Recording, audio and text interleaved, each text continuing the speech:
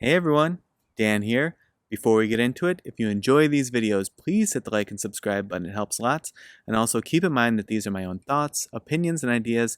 These are not meant to be, nor should you take them as investment or trading advice in any way, shape, or form. Do your own due diligence, put in the work for yourself, and make your decisions based on that. Enjoy. All right, folks, here we are after market close on Wednesday, April 20th. We're going to take a look at Lucid today. It's been a long time since we took a look at Lucid, so I thought it was well overdue. And I popped up the the daily candlestick chart and noticed this old fib retracement that we had put in, that stretch between October 12th and November 17th of last year. We see for a while it was holding up on these levels pretty well, and now it's given up the 100% retracement from that 2211 level.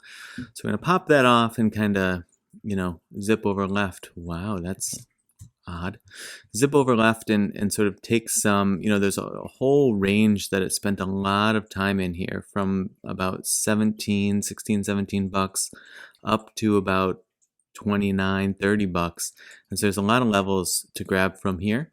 Even though, it was in the early to mid 2021, I think they'll probably hold up relatively well. So I'm just going to start at the bottom, not because I think it's going to go down there, but just to make it easy to work my way up. So you see support levels here that held up here and here, gave it up quickly here, but then recovered nicely.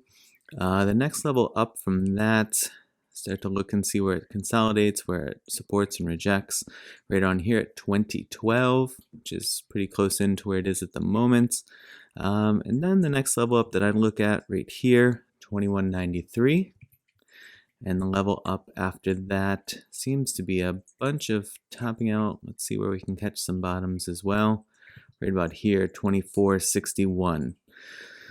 So we'll put in those four levels, not to make the chart too clogged, and sort of see how it's holding up. Yeah, so you see, even though we put those in, way over here, and that was off screen, you see that these levels are holding up, this 2461 down to 2193, holding up really well here. You see a lot of choppy action between them. You see some swift action through them. That's kind of what you would expect in a larger spread like that. Like, that's a pretty decent percentage change between those two.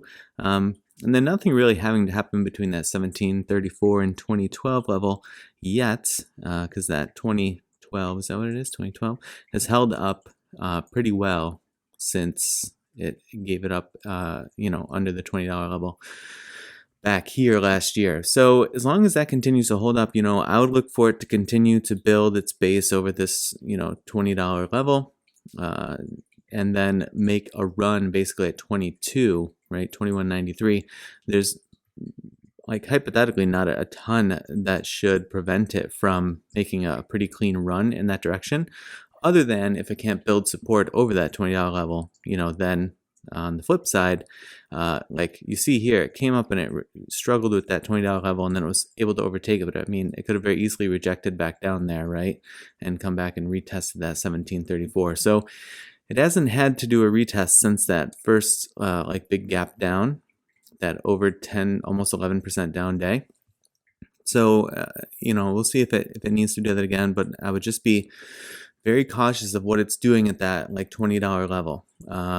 Is it able to hold there? Is it able to base over there? Or is it going to potentially make a move to the downside from there? So that's where I would be, pretty cautious. Now, we want to look for some trend lines. I mean, it's definitely nothing like forming a wedge here in this sort of zoomed in area. But if we take a look at 2760 here, sort of stretch that down, capture these bodies, capture these wicks, you do get the picture of, this would be sort of like the more conservative one. There will be like a steeper, more aggressive angle that you could take, which would be from this top here at 2360.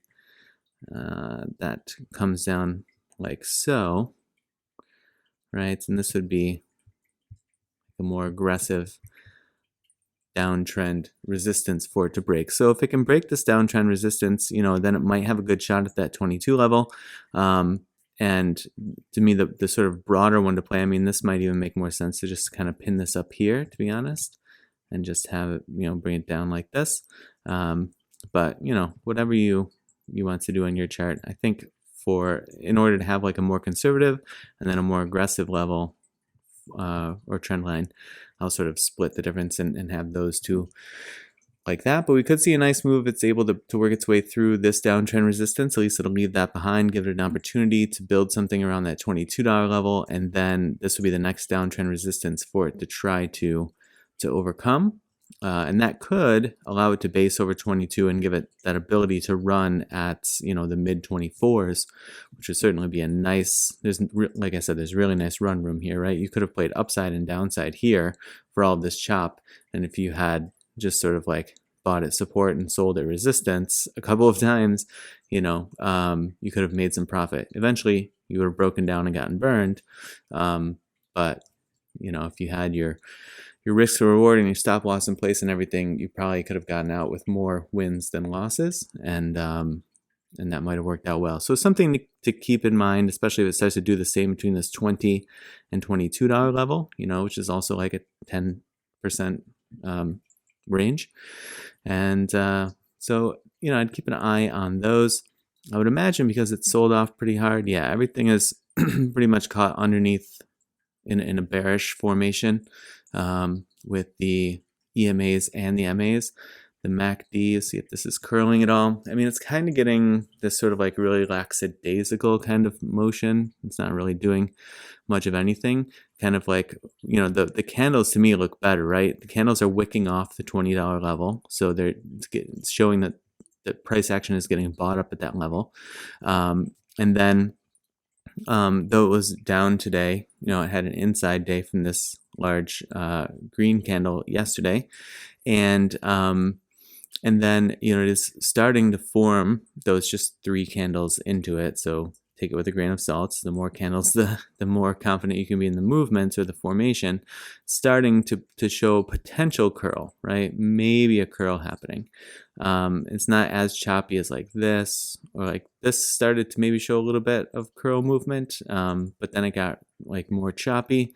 Not a lot of curl action. This was maybe the start of a curl, but then it just quickly sort of rejected and sold off. So, it could curl toward that 22 level, could curl and see what it does at this downtrend resistance level. We'll have to see what the rest of the week brings, but I'd look to see if there's anything that does play out there. Otherwise, I'd look to see if it starts chopping between these levels.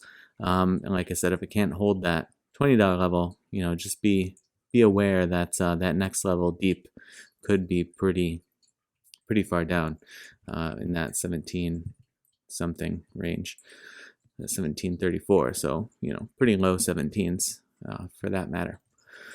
All right, folks. So I hope your trading week is going well. Happy hump day. And as always, I appreciate you watching, and I will see you in the next video.